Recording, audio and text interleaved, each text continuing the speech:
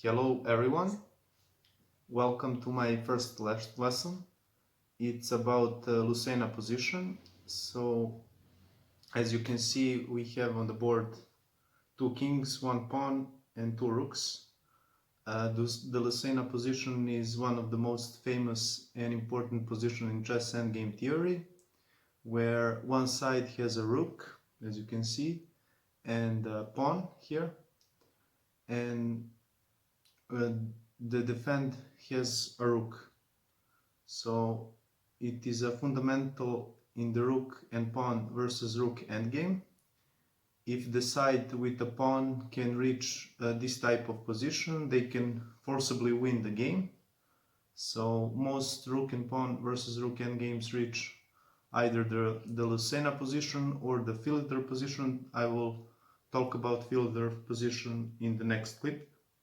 So let's start making some moves. So first of all, as you can see, we can give a check, a king here on rook g2 and move away the king to h file. So let's start by giving a check. So king has to move on h7 or h8. So let's see, we can move to h7. And then the plan is to make that Lucena's bridge. Lucena's bridge is built by playing the rook to g4 and then to e4, or playing the rook to g5 and then to e5. So as you understand, we just give a check here, and we are going to make a rook g4 move. So we are trying to build a bridge. Building a bridge in Lucena's position is very important, so we can try and give a check with the rook if our rook moves, and then we can go behind the pawn and queen the pawn. So that's the point, to queen the pawn. So this side with the pawn will try to reach the Lucena position to win. The other side will try to reach the Philidor's position to draw, of course. So let's see what we can do. So first of all, we don't have to play rook g4. We can just try to go with the king. So after rook f7, he can give us a lot of checks, and then we cannot win because there is a lot of checks, and then he can back to behind the pawn. So rook behind the pawn, that's a very important rule. And as you can see, so that's why we play rook g4 first, so we can build that Lucena's bridge. And after rook g4, the black side have to play rook d2 or something else, anything you want. Now king f7, and then black have to give a check because there is a checkmate with rook h4. So he gives a check, rook f7, king e6, and then rook e2, king f6, rook f2 again, then king e5, and then after rook e2 we play rook e4, and the bridge is completed.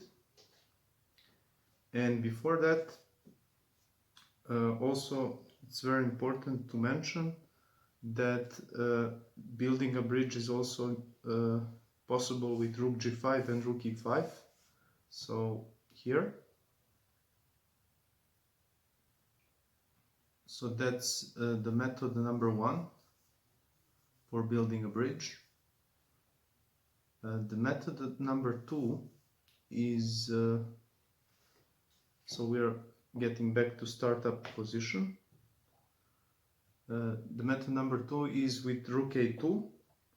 So the plan is to bring the rook to A1 and then to D1. So if you want to learn this method, it's very easy. So rook is going into the corner, and then after king moves we just go rook d1 and then rook e3, so we evacuate the king with rook d2, and after that it's very easy to win. We just queen the pawn. After a lot of checks we just queen the pawn. So that's it.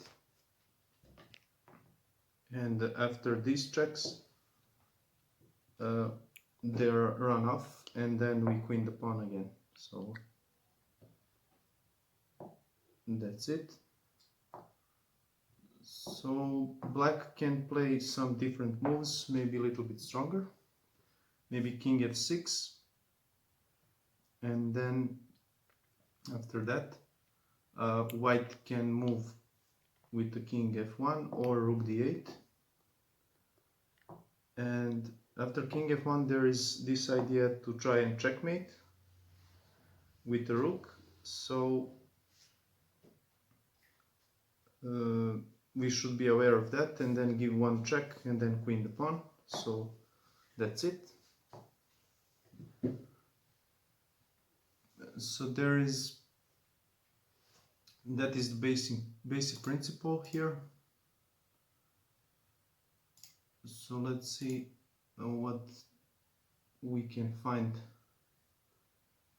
about the fil leader position in the next lesson. So this lesson is officially over. I hope you enjoyed. Subscribe, like, and comment.